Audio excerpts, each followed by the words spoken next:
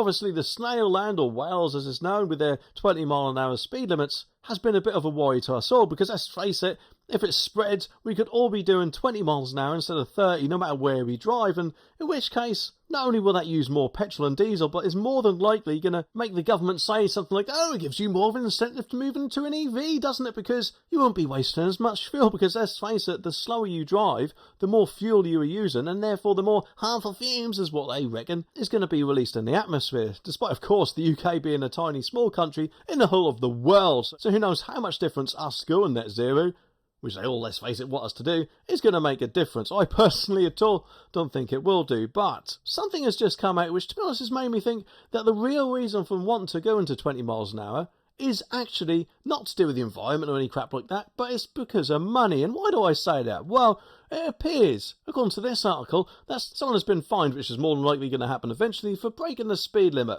But how much were they breaking it by? Was it 5 miles an hour, 10 miles an hour, 20? No! It was 2 miles an hour. That's right, 2 miles an hour.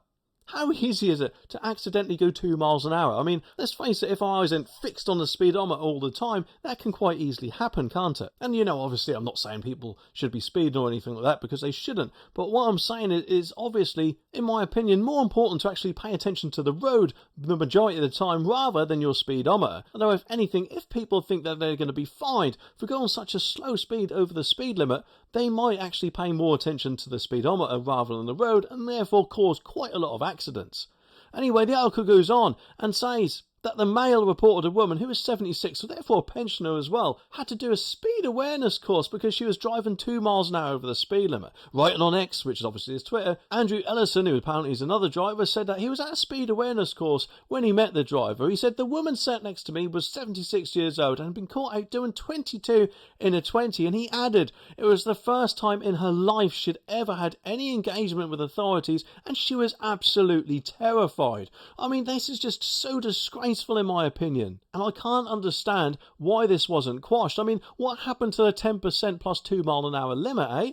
I mean, is that some sort of myth or something like that? Because if it wasn't, then surely she shouldn't have been at that course in the first place, because therefore surely her buffer would have been around 24 miles an hour. But obviously, in this case, it appears that has not unfortunately have happened. But even says here, look, that Mr. Ellison explained that the Freedom of Information requests show that most forces add 10% plus 2 miles an hour for every speed limit, meaning very few drivers get a ticket unless they do at least 25 miles an hour. And controversy, of course, over Wales' 20 mile an hour speed limit has been constant since it became the first country to impose the limit on restricted roads, and apparently a restricted road is one categorised as having lampposts no more than 180 metres apart. And of course, I don't know about you, but I always carry a tape measure with me, eh? But why do I do that, eh? Well, I'm guessing I'm probably the only person walking around with 3 legs. But anyway, the article says that according to the BBC, people who are caught breaking the limit in Wales could see a minimum fine of £100 plus at least 3 points on their licence. And speaking about the new measures, South Wales Police Assistant Chief Constable Mark Travis said the police would take a balanced approach. Well, Mark, sort this out. I think, if anything, this doesn't seem a very balanced approach to me, especially, of course, if this woman, a pensioner, had never been in trouble with the law and presumably never received a speeding ticket before. But anyway, Mark goes on and he says, where we find people driving above 20 miles an hour, we will stop drivers and speak to them about the dangers and risks of doing above the speed limit. We won't be taking enforcement action against those people who are actively engaging with us and trying to bring their speed down so they won't receive a fine. Well, presumably the pensioner in this case would have done if she had not agreed to do that speed and awareness course, which from what I've heard actually costs the person who's doing the course around about the same price as the fine to begin with, doesn't it? I mean, let me know in the comments. But anyway, the people who will be fined with those driving at the highest levels, ultimately, if necessary, we will enforce. But this is always a last resort for us. And while the new limit has caused controversy, listen to this. The Deputy Minister for Climate Change, Lee Walters, said it was beginning to have an impact. Well, as I said earlier, it's using up more fuel and therefore presumably putting what he'd see as crap into the atmosphere.